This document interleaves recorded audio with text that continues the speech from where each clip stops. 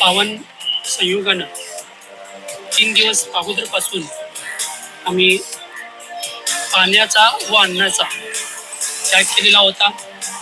आणि ते फक्त यासाठी की गोमाता आपल्याला कशी शक्ती प्रदान करतात. पण अन्न जल नसताना सुद्धा 1, 2 किंवा 3 दिवस किंवा 4 दिवस कसं राहू शकतो, या गोमातांच्या शक्तीवरती आपल्याला जगता येतं. त्या गोमातांच्या शक्तीमुळे बरोबर 3.5 दिवस आम्ही बिना पाणी पिता आणि अन्न न खाता आजपर्यंत आम्ही या ठिकाणी जिवंत आहोत. ते फक्त या गोमातांच्या आशीर्वादाने. ही जी गोमाता आहे ती आम्हाला जंगलामध्ये सापडली होती. लहान होती, अगदी छोट्या होतं. आणि त्यावेळी त्यांचे दुःख पोखण्यासाठी कोणी नव्हते. त्यामुळे आजही आम्ही आमच्या हाताने पुसतो, कारण त्यांचे दुःख पुसण्यातच त्यांनी यांची सेवा करणं खूप मोठी मानवता. मनुष्य म्हणून जन्माला आलेल्या प्रत्येक व्यक्तीने जरूर गोसेवा करावी. सर्व प्राण्यांची सेवा केलीच पाहिजे.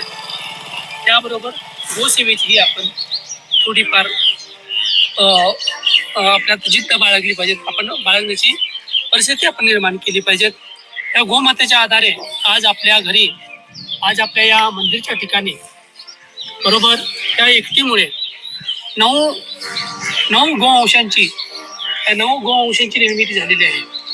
आणि त्याच्यामुळेच आम्हाला या गावात गोसेवा करण्याची संधी मिळालेली आहे. तरी प्रत्येक मनुष्य म्हणून जन्माला आलेल्या मनुष्याचं कर्तव्य आहे की जे निर्बोलक, म्हणजे ज्याला बोलता येत नाही असा प्राण्यांची म्हणा, आम्ही ह्या आईला गाय किंवा जनावर म्हणू शकत नाही. तर ही आपली माता जशी आपली आई आहे, त्याच्यानंतर ही भूमाता जशी भूमी आहे, आणि त्याच्यानंतर ही तिसरी माता गोमाता आहे.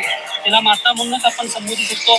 याशिवाय आम्ही जानवर किंवा गाय असं म्हणू शकत नाही. हे माझ्या पद्धतीनं मला वाटतंय ते तुमच्यासमोर मांडत आहे. कृपा करून माय बापो, तुमच्यात एखादी गाय पाळण्याची शक्ती नसेल तर तुमच्याकडे फक्त 6 तास वेळ असेल दिवसाला, तर तुम्हाला आणि थोडंसं डोंगराळ हिरवळ असेल तर तुम्हाला खूप काही याच्यासाठी करायची अशी आवश्यकता नाही. तर एक मनुष्य, एक गाय सहज पद्धतीने अगदी बाळगू शकतो. हे मी माझ्या स्वतःच्या अनुभवावरून, माझी शेती नाही, काय नाही, तरी पण मी डोंगरामध्ये चारून आणून त्यांचं जीवन व्यापन करत आहे.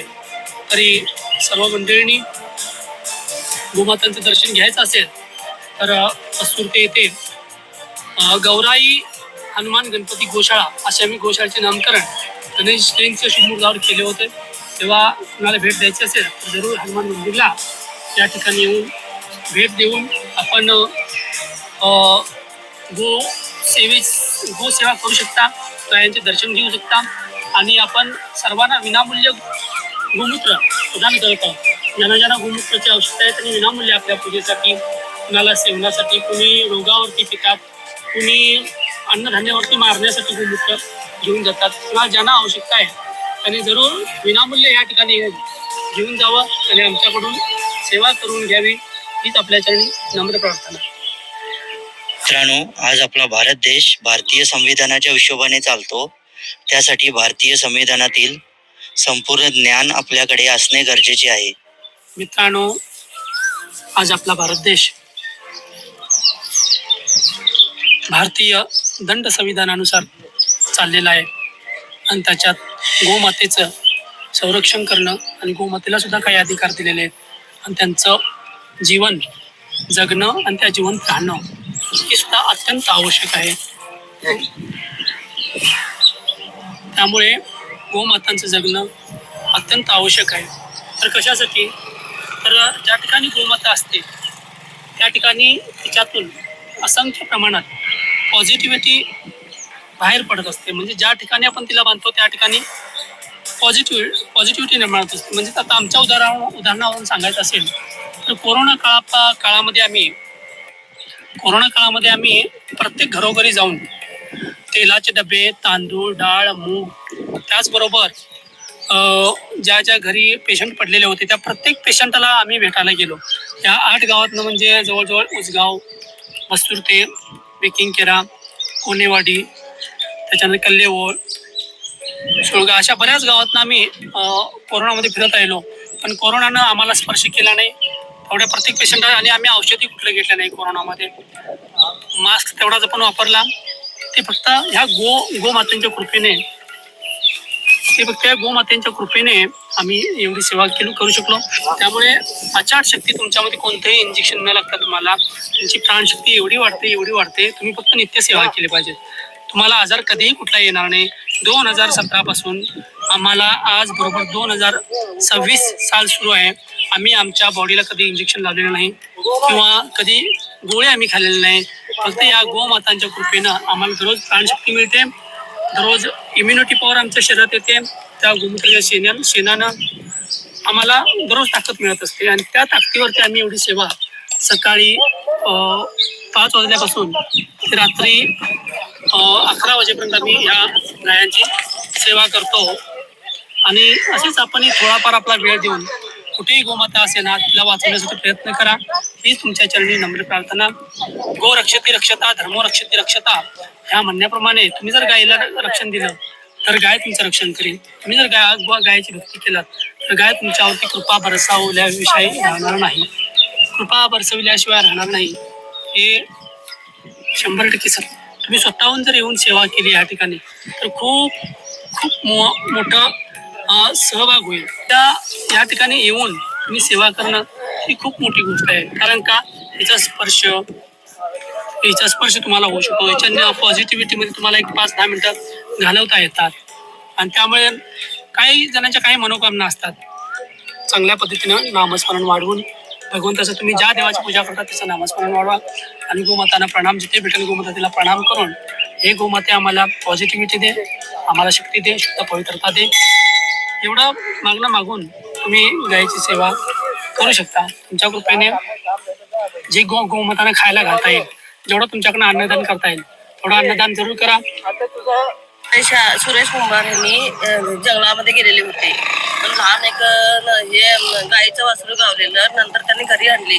पण नाश केले होते तर त्यांनी डिटॉल घालून 3 महिने त्यांची सेवा करून स्वच्छ करून पुसून असं चांगलं त्यांची व्यवस्था केली. व्यवस्था केल्यानंतर मोठं झाल्यानंतर ते गौरी म्हणून त्याचं नाव ठेवलं गेलं. ते खूप त्यांच्या गावामध्ये आमच्या त्यांनी सेवा करत होते. आईची पण त्यांची सेवा त्यांनी भरपूर केली होती. त्यांच्या आईच्या पण पायाला अशी सुजली होती, भरलेला होता. तर त्यांनी आईची गाईच्या व्यवस्थाच्या अंतर्मनापासून देवापेक्षा श्रेष्ठ असं एकदम चांगलं केलं. त्यांनी सेवा करायला त्यांनी कधी पण हरकत नाही अशी त्यांची ही असते. मनापासून सेवा करतात अंतर्मनापासून. विनंती आहे सर्व देवी देवांचे आपण आदर केले पाहिजेत, मन केले पाहिजेत. त्यानेच आपले कठीण मार्ग सोपे बनवू शकतात. जर आपण भक्ती, प्रगती, सद्बुद्धी, दया अशा गोष्टींचा साथ देत पुढे चालायचे आहे. तसेच संपूर्ण जगभरात सुंदर ज्ञान प्रचार करणारी श्रेष्ठ ग्रंथ श्रीमद भगवद्गीता एक पवित्र ग्रंथ आहे. त्यामधील 18 अध्याय व 700 श्लोक आहेत. त्याने बोललेल्या घडलेल्या सत्य मुद्दे आहेत. त्यातील संपूर्ण ज्ञान तुम्हाला सर्वांना ग्रंथातील संपूर्ण ज्ञान तुमच्याकडे असणे गरजेचं आहे. सध्या समाजमध्ये ही उपाधी अधिकारी प्राप्त करतो. श्रीमद भगवद्गीता वर हात ठेवून शपथ घेतली जाते.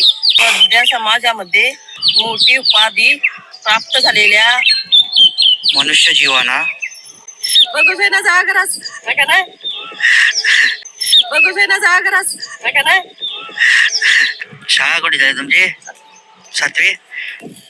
सध्या मनुष्य समाजामध्ये मोठी उपाधी प्राप्त केलेल्या जीवांना श्रीमद भगवद्गीतावर हात ठेवून शपथ घेतली जाते. त्यासाठी सर्वांकडे संपूर्ण श्रीमद भगवद्गीतामधील संपूर्ण ज्ञान असणे गरजेचं आहे. आज आपण मनुष्य जीव म्हणून महान उपाधी प्राप्त केली आहे.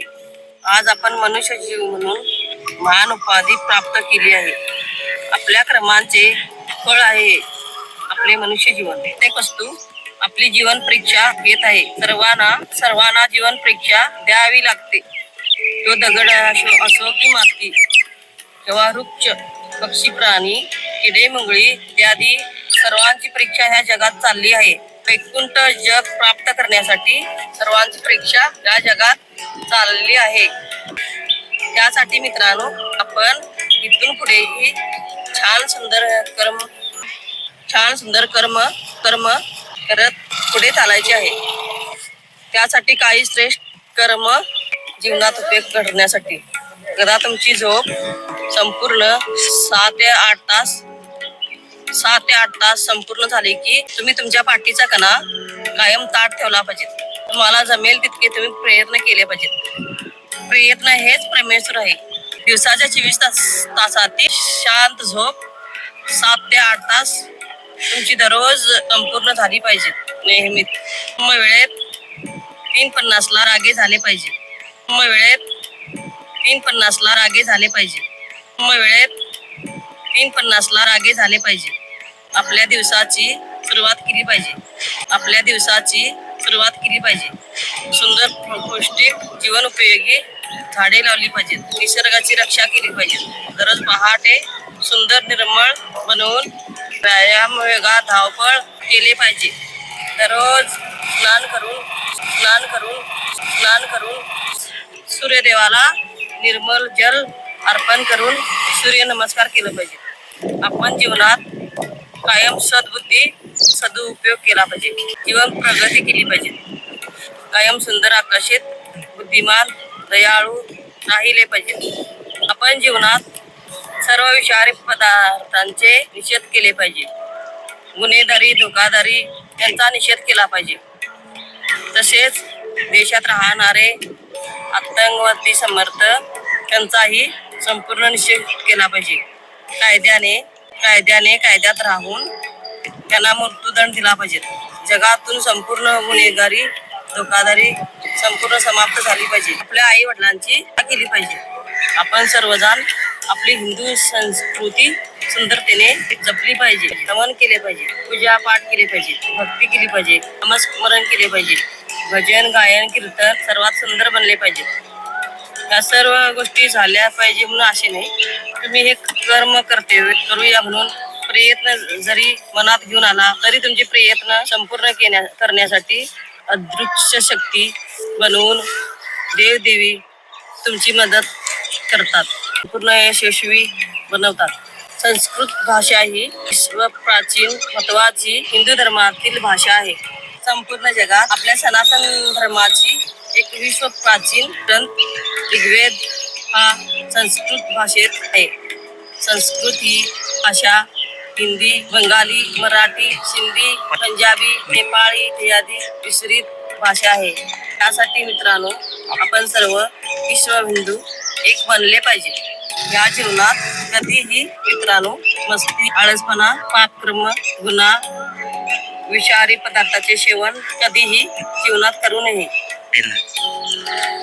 गडबड करू कशी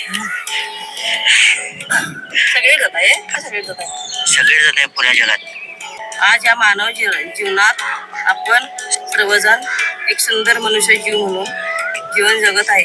त्याचे कारण आहे आपले कर्म. आपले भविष्य आपल्याच हातात आहे.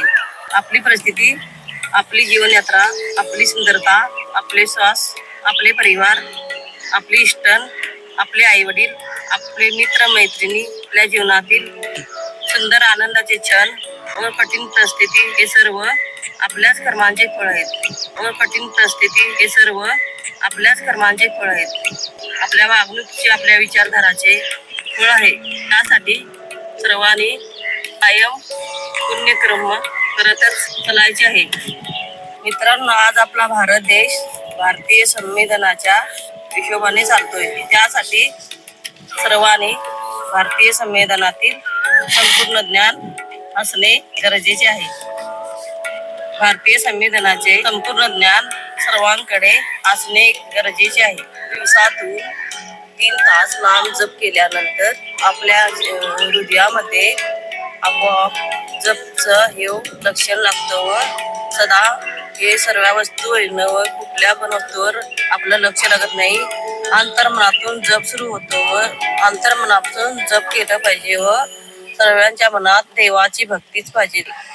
कुठल्याही माणसाने कुठलंही आपलं म्हणून स्वतः आपल्या वस्तूवर चिंतन करण्यापेक्षा देवाच्या नामस्मरणामध्ये चिंतन केल्यानंतर हे आपला वैकुंठ मार्ग जाता वेळी हे नाम जपच आपल्या वांगड जात आहे. सर्व हे वस्तू हे सोनं बंगला गाडी घोडा पण काय पण आपल्याकडे जात नाही. देवाचे रामकृष्ण हरी हे जप केलं पाहिजे. सर्वांना माझा कोटी कोटी धन्यवाद.